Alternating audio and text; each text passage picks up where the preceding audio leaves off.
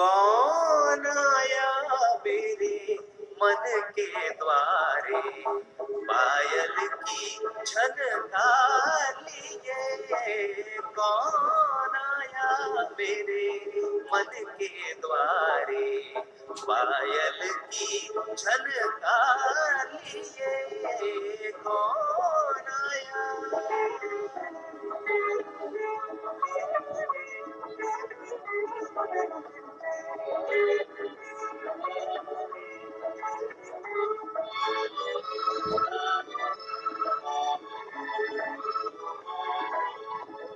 आँख न जाने दिल पहचाने, आँख न जाने दिल पहचाने, सूरतिया कुछ ऐसी।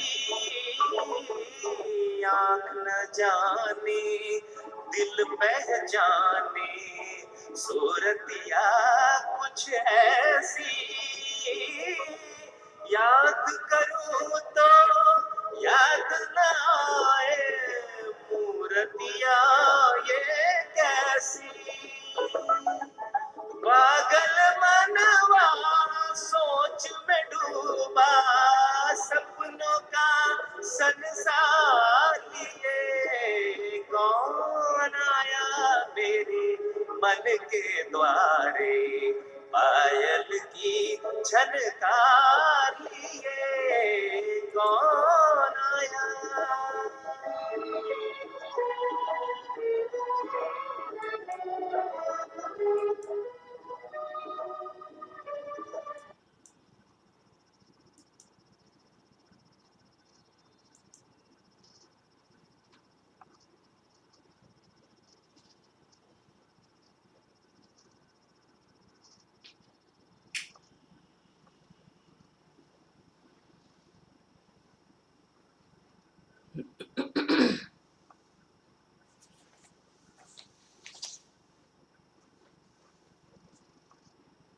ओम शांति।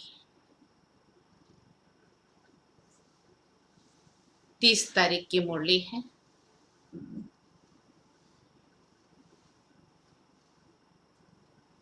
आज बाबा ने हम बच्चों को हम बाबा से कैसे आशीर्वाद प्राप्त करें। यूं तो बाबा कहते मैं आशीर्वाद कृपा आदि नहीं करता हूं, लेकिन फिर भी आज बाबा ने हम बच्चों को आशीर्वाद प्राप्त करने का तरीका बताया है। क्योंकि जैसा भी हम कर्म करते हैं उसका रिटर्न हमको वैसा ही मिलता है। तो इसीलिए यदि आशीर्वाद प्राप्त करनी है तो बाबा ने कहा एक तो सभी को सुख दो, किसी को भी दुख नहीं दो।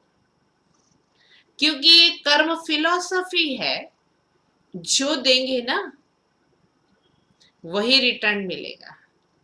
क्रिया की प्रतिक्रिया होती है, ये नियम है। तो इसीलिए हमको यदि सुखी होना है, खुश रहना है, तो औरों को सुख देना सीख जाए, तो फिर सदैव जीवन में सुख ही सुख रहेगा। और फिर हमारे जीवन में दुआओं का खाता जमा हो जाएगा, पुण्य का खाता जमा हो जाएगा। तो उसका परिणाम क्या होगा कि हम धर्मराज की सजाओं से छूट जाएंगे। तो वर्तमान समय भी सुखी और भविष्य भी हमारा सुखी रहेगा। तो आज बाबा ने हम बच्चों को कैसे हम सुखी रहें, कैसे बाबा की आशीर्वाद प्राप्त करते रहें, क्योंकि सपूत बच्चों को बाप की आशीर्वाद नेचुरल मिलती ही रहती है। तो हम भी ऐसे सपूत बने रहें तो हमको भी आशीर्वाद निरंतर मिलती रहेगी। तो बाबा ने हम बच्चों को आज आशीर्वाद लेने का तरीका सिखा दिया। सुनते हैं प्यारे बाबा के मधुर महावाक्य। मीठे बच्चे, बाप की आशीर्वाद लेनी है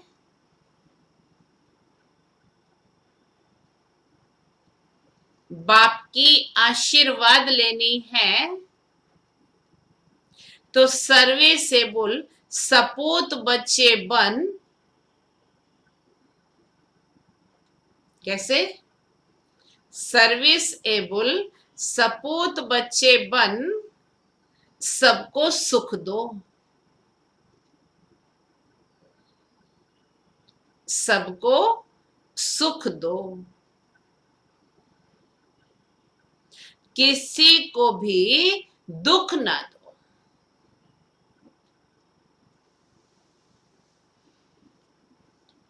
किसी को भी दुख ना दो। प्रश्न है,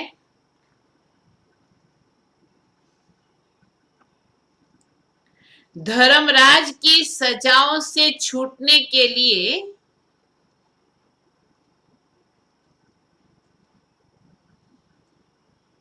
धर्मराज की सजाओं से छूटने के लिए किन ईश्वरीय नियमों पर ध्यान देना है?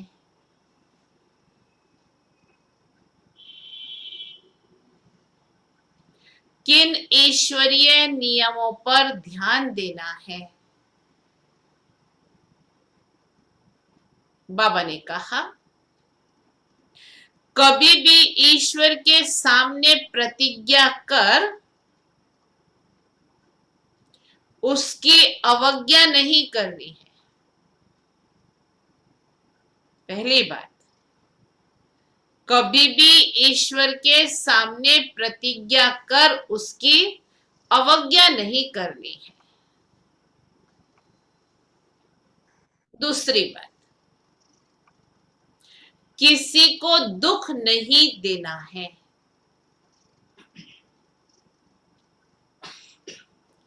किसी को दुख नहीं देना है। क्रोध करना, तंग करना, अर्थात ऐसी चलन चलना,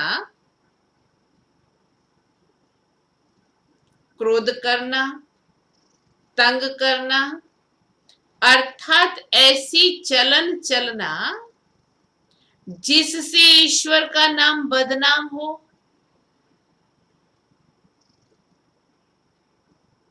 जिससे ईश्वर का नाम बदनाम हो, तो उन्हें बहुत सजाएं खानी पड़ती है। ऐसी चलन चलने वाले को बहुत सजाएं खानी पड़ती हैं। इसीलिए ऐसा कोई कर्म नहीं करना है।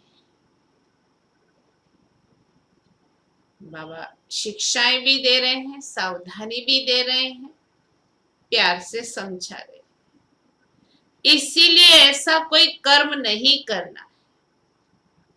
माया के कितने भी तूफान आए,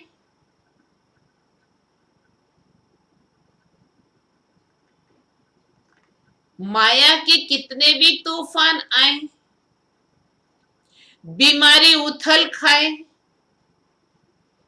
बाकी तो सब ठीक है, पर जो बीमारी आती है ना उसी में प्रॉब्लम आती है। बाकी का तो अपने से थोड़ा सा दूर की प्रॉब्लम्स होती है, वो सहन हो जाती है, लेकिन बीमारी तो अपने ऊपर ही आ जाती है ना?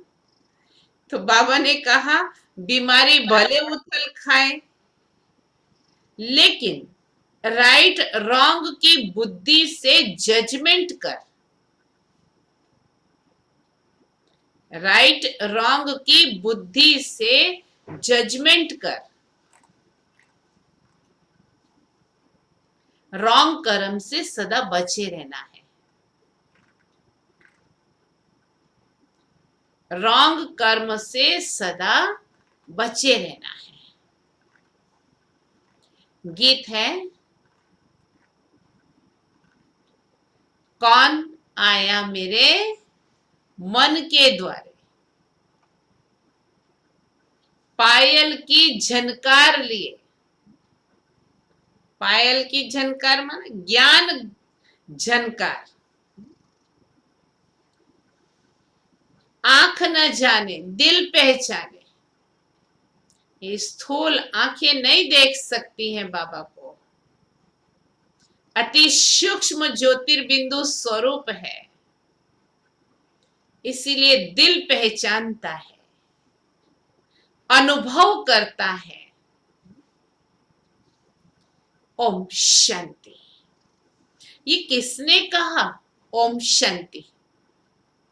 बाप और दादा। ये तो बच्चों को जरूर निश्चय होगा कि हमारा पारलौकिक बाप है, परम पिता परमात्मा शिव, और यह सब बच्चों का अलौकिक बाप है, ब्रह्मा बाबा। इनको ही प्रजापिता कहेंगे। इतने बच्चे और किसी को होते हैं क्या, सिवाय प्रजापिता ब्रह्मा के? पहले नहीं थे। जबकि बेहद के बाप ने इनमें प्रवेश किया है, तो ये हो गया दादा, बड़ा भाई। ये दादा खुद कहते हैं कि तुमको पारलौकिक बाप की प्रॉपर्टी मिलती है। पोतरे हमेशा दादे के वारिस होते हैं। उनका बुद्धि योग दादे में जाता है, क्योंकि दादे की प्रॉपर्टी का हक मिलना है। बाप तो दे या ना दे अपनी प्रॉपर्टी, लेकिन जो दादे की प्रॉपर्टी है उस पर तो पोतरे का पूरा हक होता ही है। जैसे राजाओं के पास जो बच्चे जन्म लेते रहेंगे, ऐसे नहीं कहेंगे बड़ों की प्रॉपर्टी है। बड़ों की प्रॉपर्टी पर उन्हों का हक है ही। तुम बच्चे जानते हो कि हम बेहद के बाप द्वारा बड़े ते बड़े प्रॉपर्टी स्वर्ग की बादशाही ले रहे हैं। इतनी बड़ी प्रॉपर्टी दुनिया में किसी को मिल ही नहीं सकती। हम बड़े ते बड़ी प्रॉपर्टी स्वर्ग की बादशाही ले रहे हैं। किससे ले रहे हैं? बेहद के बाप के द्वारा। हमको वो पढ़ा रहे हैं। तुम अब सन्मुख बैठे हो। सन्मुख का नशा भी नंबरवार पुरुषार्थ अनुसार रहता है। कोई के दिल में तो बड़ा लव रहता है। हम ऊंच ते ऊंच भगवान के आकर इस साकार माता पिता के द्वारा वारिस बनते हैं। बेहद का बाप बहुत मीठा है। क्या कहा? बेहद का बाप बहुत मीठा है, अनुभव होता है। जो हमको राजाई के लायक बनाते हैं, माया ने बिल्कुल ही ना प्लस लायक बना दिया। कल बाबा के पास कोई मिलने के लिए आए थे, परंतु वो कुछ समझते थोड़े थे। बाबा ने समझाया, ये सब ब्रह्मा कुमार कुमारियां हैं। तुम भी ब्रह्मा के व शिव के बच्चे हो ना? कहा है तो जरूर। ये सिर्फ सुनकर कहा, परंतु दिल में लगा नहीं, तीर लगा नहीं कि सचमुच हम उनके बच्चे हैं। ये भी उनके बच्चे हैं, वर्षा ले रहे हैं। वैसे ही हमारे पास भी कई बच्चे हैं जिनको बहुत थोड़ा बुद्धि में बैठता है। वो खुशी, वो रुहाब, नशा दिखाई नहीं पड़ता है। अंदर बड़ा खुशी का पारा चढ़ना चाहिए, वो सारा चेहरे पर भी आता है। अभी तुम सजनियों का ज्ञान श्रृंगार हो रहा है। स्थूल तो करना नहीं है बिल्कुल भी, हाँ? खतरा है। तो अभी तुम सजनियों का ज्ञान श्रृंगार हो रहा है। तुम जानते हो हम साजन की सजनियां हैं। एक खेड़ूत की लड़की की कहानी है ना। एक राजा खेड़ूत की लड़की को ले आया, परंतु फिर भी उसे राजाई में मजा नहीं आया, तो लड़की को वापस गावड़े में छोड़ आया। कहानी आती है ना, गरीब की बेटी थी एक, मांग करके खाती थी बेचारी, पर सुंदर बहुत थी। राजा का दिल आ गया उसके ऊपर, ले आया महल में और अपने महल में उसको रखा। लेकिन उस बिचारी को तो वही मांग के खाने की आदत थी। तो वो क्या करती थी, पहले जो है ना घरों में गोखले होते थे, तो उन गोखलों में एक एक रोटी रख देती थी और फिर कहती थी हे माई एक रोटी दे दे, और उस गोखले में से एक रोटी अपनी झोली में डाल लेती थी। रोज ऐसे करती, फिर वो बैठ करके खाती थी, ये आदत पड़ी हुई थी उसको। तो एक दिन राजा ने देखा ये क्या करती है, तो दो चार बारी देखा उसको, ये तो वही मांग के खाती बेचारी, यहाँ दुखी हो रही है, महल में दुखी हो रही है। तो राजा उसको वापस छोड़ आया। ऐसे ही हम भी यदि अपने पुराने संस्कार बाबा का बनने के बाद भी नहीं छोड़ते हैं, तो फिर बाबा तो नहीं हमको छोड़ता, लेकिन माया घसीट के वापस वही दुनिया में ले जाती है। तो बाबा ने कहा, बोला तुम राजाई के लायक नहीं हो, यहाँ बाप श्रृंगार करते हैं, तुम भविष्य में महारानी बनो। कृष्ण के लिए भी कहते हैं भगाया पटरानी बनाने के लिए, परंतु कुछ समझते नहीं है, सब इरिलीजियस माइंडेड है। समझते हैं ऐसे ही दुनिया चलती रहती है, कुदरत है, ये तो हर 10 साल के बाद कोई महामारी आती है, ये तो चलता ही रहता है। तो लापरवाही बहुत है जो मंदिर ठिकाने में भी नहीं जाते हैं, न शास्त्रों आदि को मानते हैं। गवर्नमेंट भी धर्म को मानने वाली नहीं है। भारत किस धर्म का था, अब किस धर्म का है, बिल्कुल भी नहीं जानते। अभी तुम बच्चे हो दैवी कुल के, जैसे वो क्रिश्चियन कुल के हैं वैसे तुम ब्राह्मण कुल के हो। तो बाप कहते हैं पहले पहले तुम बच्चों को पतित शूद्र से ब्राह्मण बनाता हूं, पावन बनते बनते फिर 21 जन्मों के लिए तुम दैवी संप्रदाय बन जाएंगे, दैवी गोद में जाएंगे। आगे थे आसुरी गोद में, आसुरी गोद से फिर तुम ईश्वरीय गोद में आए हो, एक बाप के बच्चे भाई बहन है, ये एक वंडर है। सब कहेंगे हम ब्राह्मण कुल के हैं, हमको तो श्रीमत पर चलना है, सबको सुख देना है, रास्ता बताना है। दुनिया में कोई नहीं जो मुख से कहे बेहद के बाप से बेहद का वर्षा कैसे लिया जाता है। बेचारों को पता ही नहीं है बेहद का बाप कौन, बेहद का वर्षा क्या। तुमको बेहद का बाप मिला है, तुम ही उनके बच्चे बने हो, बुद्धि से जानते हो। कल्प पहले जिन्होंने बाप से वर्षा लिया होगा वही आकर लेंगे। थोड़ा भी बुद्धि में होगा तो कभी ना कभी आकर पहुंचेंगे, आएंगे तो कुछ ना कुछ लेने के लिए। तुम्हारे में भी नंबर वार जानते हैं, आज पावन बनने लिए आए हैं, कल फिर पतित बन पड़ते हैं। किसी का खराब संग लगने से भूल जाते हैं कि बाप का बनकर फिर बाप को छोड़ा तो बहुत पापात्मा बन जाती है। जैसे कोई किसी का खून करते हैं तो पाप लगता है, वह पाप भी थोड़ा है।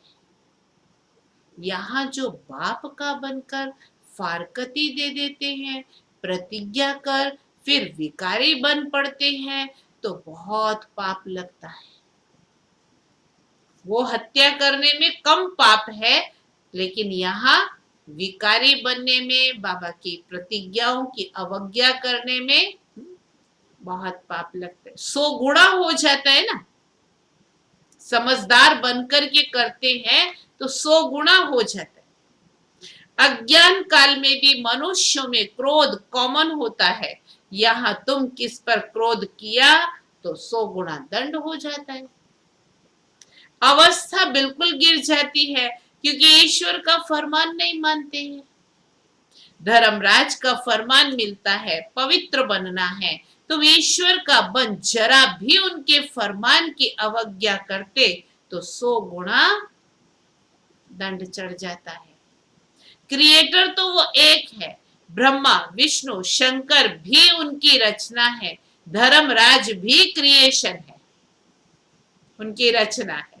धर्मराज का रूप भी बाबा साक्षात्कार कराते हैं, फिर उस समय सिद्ध कर बतलाते हैं, देखो तुमने प्रतिज्ञा की थी हम क्रोध नहीं करेंगे, किसी को दुख नहीं देंगे, फिर भी तुमने इनको दुख दिया, तंग किया, अब खाओ सजा।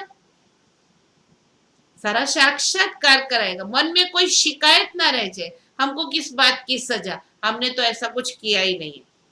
इसीलिए एक एक कर्म की रील हमारे सामने घूमती, साक्षात्कार करा करके सजा मिलती। बिगर साक्षात्कार सजा नहीं देते हैं, प्रूफ तो चाहिए ना। कोर्ट में भी साक्षी बिना केस आगे नहीं चलता है, तो प्रूफ तो चाहिए ना। वो भी समझते हैं बरोबर मैंने बाप को छोड़कर ये कुकर्म किया, बदनामी कराने से फिर बहुतों पर आफत आ जाती है। डिसर्विस करते तो दूसरे फिर औरों को भी बंधन डल जाता, कितनी अबलाएं बंधन में आ जाती, सारा दंड बदनामी कराने वालों पर पड़ जाता है। इसीलिए बाप कहते हैं बड़े ते बड़ा पाप आत्मा देखना हो तो कहां जाओ, यहां देखो, कहीं जाने की जरूरत नहीं। बड़े से बड़ा पाप आत्मा देखना हो तो ये बाबा के पास से यहां देखो। धोबी के पास बहुत मैले सड़े हुए कपड़े जब आते हैं तो सटका लगाने से फट जाते हैं। आत्मा भी ऐसे बहुत अधिक विकारी अजामिल जैसी पाप आत्मा बाबा के पास आती है तो बाबा ज्ञान का सटका लगाते हैं तो कोई तो छूमंतर हो जाते, ज्ञान छोड़ करके कोई सुधर जाते हैं। तो यहां भी सटका सहन ना कर चले जाते हैं। ईश्वर की गोद में आकर डायरेक्ट उनकी अवज्ञा की तो सजा तो खानी पड़ेगी ना। जो हेड ब्राह्मणी पार्टी ले आती है उन पर बहुत बड़ी रिस्पॉन्सिबिलिटी है। एक ने भी अगर हाथ छोड़ दिया, विकारी बना, तो उनका पाप ले आने वाले पर आ जाएगा। मर गए हम तो। अब किसी की जन्म पत्री क्या मालूम है आगे चल के वो बाबा का बना ही रहेगा कि हाथ छोड़ के चला जाएगा। तो बाबा ने कहा अगर वो विकारी बना चला गया तो उसका पाप भी निमित्त ब्राह्मणी के ऊपर आ जाएगा। ऐसे कोई को भी इंद्र सभा में नहीं लाना चाहिए। इसीलिए फॉर्म भरवाते ना, कई कहते हर बार क्या फॉर्म भरने का, भरा हुआ तो है, पता तो है ही सब कुछ, लेकिन नहीं, जरूरी नहीं है कि हमने इतने सालों से जो नियम मर्यादाएं पालन की हैं वो इस साल भी पूरी की होंगी। कभी कभी माया की प्रवेशता से हमारी मर्यादाएं टूट जाती हैं, तो इसीलिए फॉर्म भरवाया जाता है। और अगर कोई रॉन्ग फॉर्म भरता है ना तो उसका जिम्मेवार वो खुद स्वयं हो जाता है, फिर हम नहीं होते। अगर सही भरता है तो फिर हम देखते हैं कि ले जाने लायक नहीं है तो ना बोल देते हैं, मर्यादाएं नहीं है, नियम धारण नहीं है। तो अगर वो झूठ बोल करके फॉर्म भरता है, झूठा फॉर्म भरता है, तो उसका सजा का भागीदार वो स्वयं होता है। नीलम परी पुखराज परी की कहानी भी तो है ना। इंद्र सभा में कोई छिपा कर ले आई तो इंद्र सभा में बांस आने लगी, तो ले आने वाले पर दंड पड़ जाता है। ऐसे कुछ कहानियां भी हैं, वो पत्थर बन गई। बाबा पारसनाथ बनाते हैं अगर अवज्ञा की तो पत्थर बन जाते हैं। बुद्धि, पत्थर बुद्धि माना महसूसता शक्ति खत्म हो जाती है। राजाई पाने का सौभाग्य गंवा देते हैं। समझो कोई गरीब राजा की गोद लेते हैं, अगर नालायक बन पड़ा और राजा निकाल देवे तो क्या हाल होगा? फिर कंगाल के कंगाल बन पड़ेंगे। यहां भी ऐसे है। फिर बहुत दुख महसूस होगा। इसीलिए बाप कहते हैं कभी भी कोई अवज्ञा नहीं करना। बाबा प्यार से अपने बच्चों को सावधान करते। कोई जाने अनजाने कोई भी नियम मर्यादा हमारी टूटती है तो फिर से हिम्मत करके उस मर्यादाओं में पक्के होकर के चले। बाप है साधारण, इसीलिए गरीब को भूल साकार में, इसीलिए शिव बाबा को भूल साकार में बुद्धि आ जाती है। या आदत पड़ी हुई है ना द्वापर युग से देहधारियों को याद करने की। अब तुम बच्चों को श्रीमत मिलती है। जो गंदे बन पड़ते हैं ऐसे फिर इंद्र सभा में बैठ ना सके।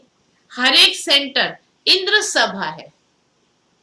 अभी तो इंद्र सभा में पवित्र आत्माएं भी नहीं आ पा रही हैं। जहां ज्ञान की वर्षा हो रही है, बाहर वो पानी की वर्षा हो रही है और यहाँ हम बच्चों के ऊपर शिव बाबा ज्ञान की वर्षा कर रहे हैं।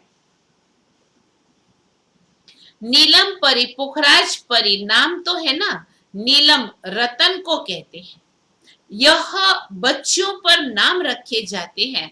कोई तो बहुत अच्छा जैसे रतन है, कोई फ्लो नहीं है, कोई दाग नहीं है। जवाहरात में कोई कोई बहुत दागी होते हैं, कोई एकदम प्योर होते हैं। यहाँ भी नंबर वार रत्न है। बाबा अपने बच्चों की उस हीरो से भेंट कर रहे हैं। कोई कोई रतन बहुत वैल्यूएबल है, बहुत अच्छी सर्विस करते हैं। कोई तो सर्विस के बदले डिसर्विस करते हैं। गुलाब के फूल और अक के फूल में भी कितना फर्क है। शिव पर दोनों ही चढ़ते हैं। अब तुम जान गए हो हमारे में फूल कौन कौन है। उनकी ही सब मांगनी करते हैं कि बाबा हमको अच्छे अच्छे फूल दो। बाबा के बच्चे महारथी बच्चे अब अच्छे अच्छे फूल कहाँ से लावें? रतन ज्योत फूल तो कॉमन होते हैं। ये बगीचा है ना, तुम ज्ञान गंगाएं भी हो, ज्ञान रतन भी है तो ज्ञान गंगाएं भी है। बाबा तो सागर ठहरा ना। ये है ब्रह्मपुत्रा, बड़े से बड़ी नदी ब्रह्मा बाबा। कलकत्ते में ब्रह्मपुत्रा नदी बहुत बड़ी है, जहां सागर और नदी का बड़ा भारी मेला लगता है। बरोबर ज्ञान सागर बाबा, ये चैतन्य ज्ञान सागर है। तुम भी चैतन्य ज्ञान नदियां हो। वह तो है पानी की गंगाएं। वास्तव में नदियों पर नाम पड़ा है, परंतु आसुरी संप्रदाय ये भी भूल गए हैं। हरिद्वार में गंगा के किनारे पर चतुर्भुज का चित्र दिखाते हैं। उनको भी गंगा कहते हैं। गंगा मैया का मंदिर बनाया हुआ है, परंतु मनुष्य समझते नहीं कि ये चतुर्भुज है कौन। बरोबर इस समय तुम स्वदर्शन चक्रधारी बनते हो। तुम हो सच्ची ज्ञान नदियां। वो है पानी की नदियां। वहां जाकर स्नान करते हैं, समझते तो कुछ भी नहीं है, बस देवी है। मनुष्य को तो कभी 4-8 भुजा होती नहीं, कुछ भी अर्थ नहीं समझते हैं। तुम बच्चे जानते हो बाबा हमको क्या बनाते हैं? हम तो 100% बेसमझ थे। बाबा का बनने से पहले 100% बेसमझ थे। बाबा की गोद लेने से हम स्वर्ग के मालिक बनते हैं। भले यहाँ कोई राजा हो, परंतु स्वर्ग के सुख और अभी के सुख में रात दिन का फर्क है। तुम्हारे में कोई ऐसे भी है जो बाप को नहीं समझते, तो अपने को भी नहीं समझते हैं। देखना चाहिए कि मैं कितनी खुशबू देता हूं। उल्टा सुल्टा तो नहीं बोलता हूं। कई बार किसी के साथ ऐसे आपस में किसी का भी परचिंतन वो सहज स्वभाव से कर लेते, पता ही नहीं चलता हम परचिंतन कर रहे और उसकी अवस्था को गिरा देते हैं। तो बाबा ने कहा अपनी चेकिंग करनी है। एक तो मैं कितनी खुशबू देता हूं, दूसरा उल्टा सुल्टा तो नहीं बोलता हूं, तीसरा क्रोध तो नहीं करता हूं। बाप झट चलन से समझ लेते हैं कि ये बच्चा कैसा होगा। सर्विसेबल बच्चे बाप को बहुत प्यारे लगते हैं, सब तो एक जैसे प्यारे नहीं लग सकते। ऐसे बच्चों के लिए अंदर से ऑटोमेटिकली आशीर्वाद निकलती है। बाप का नाफरमान बरदार बच्चा होगा तो बाप कहेंगे ऐसा बच्चा तो मुआ भला। बाप का नाम बदनाम कर रहा हो तो लौकिक में भी कहते ना, इससे तो ये मर जाता तो अच्छा था, ये दिन तो देखने को नहीं आते, आज बदनामी कर रहा है। हा? कितना नाम बदनाम करते हैं, इसको कहा जाता है तकदीर। किसी की तकदीर में क्या है झट पता लग जाता है। बाबा समझते हैं ये सपूत बच्चा है, ये कपूत है। बाप दादा को नहीं पहचाना, तकदीर में वर्षा लेना नहीं है तो क्या करेंगे। इस ज्ञान मार्ग में कायदे बड़े कड़े हैं। बाप पवित्र बने और बच्चे ना बने तो वो बच्चा हकदार नहीं है, उसको बच्चा नहीं कहेंगे। फिर कहेंगे हम तो शिव बाबा को वारिस बनाएंगे, तो बाबा 21 जन्मों के लिए हमको रिटर्न देंगे। इसका मतलब ये नहीं कि बाबा के पास आकर बैठ जाना है, नहीं। गृहस्थ व्यवहार में रहते सबको संभालना है, परंतु ट्रस्टी होकर के रहना है। ऐसे नहीं कि तुम्हारे बच्चों आदि को बाप बैठ संभालेंगे, नहीं। ऐसे ख्यालात वाले भटक पड़ते हैं। यहाँ बाबा के पास तो बिल्कुल पवित्र चाहिए, अपवित्र कोई बैठ ना सके, नहीं तो पत्थर बुद्धि बन जाएगी। बाबा कोई श्राप नहीं देते हैं, ये एक लॉ है। बाप कहते हैं फिर खबरदार रहना। कर्मेंद्रियों से कोई पाप किया तो ये मरा, बड़ा भारी मंजिल है। बाबा का बच्चा बना तो फिर बीमारी सारी उथल खाएगी।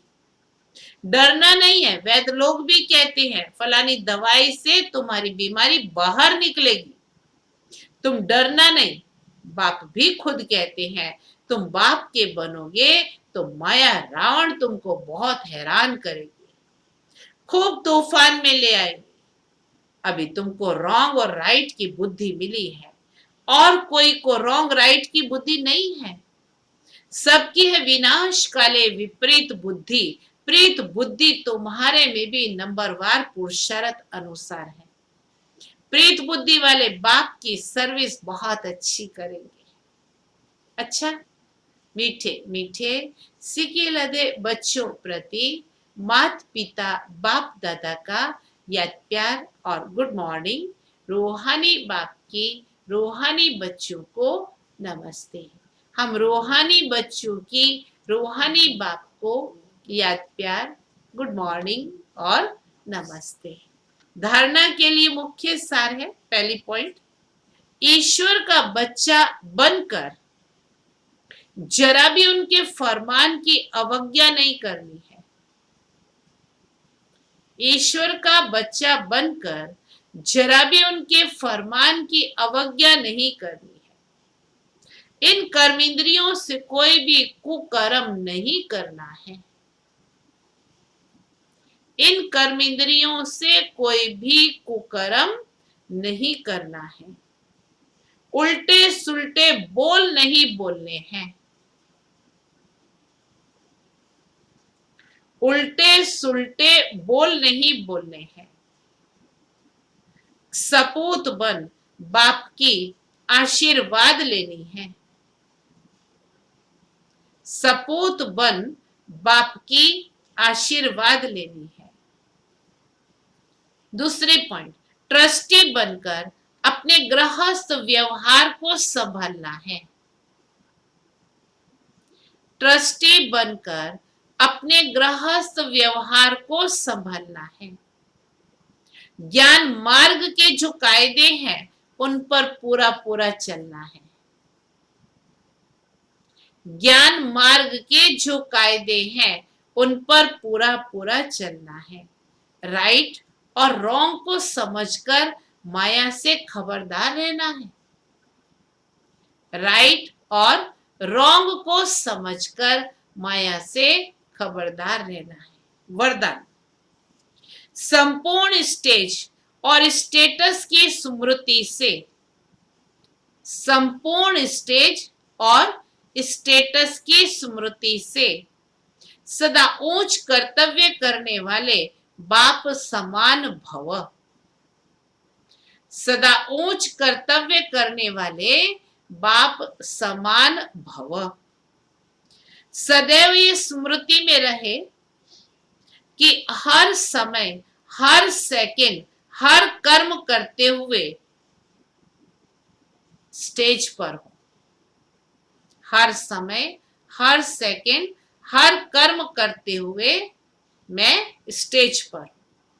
तो हर कर्म पर अटेंशन रहने से संपूर्ण स्टेज के नजदीक आ जाएंगे। हर कर्म पर अटेंशन रहने से संपूर्ण स्टेज के नजदीक आ जाएंगे। साथ साथ वर्तमान और भविष्य स्टेटस की स्मृति रहने से, वर्तमान और भविष्य स्टेटस की स्मृति रहने से हर कर्म श्रेष्ठ होगा।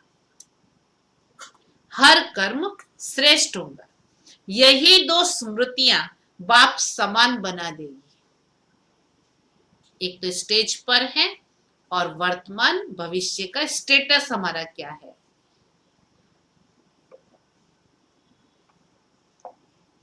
यही दो स्मृतियां बाप समान बना देगी। समानता में आने से एक दो के मन के संकल्पों को सहज ही कैच कर लेंगे। समानता में आने से एक दो के संकल्पों को सहज ही कैच कर लेंगे। इसके लिए सिर्फ संकल्पों पर कंट्रोलिंग चाहिए, अपने संकल्पों की मिक्सचरिटी ना हो। संकल्पों पर कंट्रोल हो, अपने संकल्पों की मिक्सचरिटी ना हो। स्लोगन, ईर्ष्या और अप्राप्ति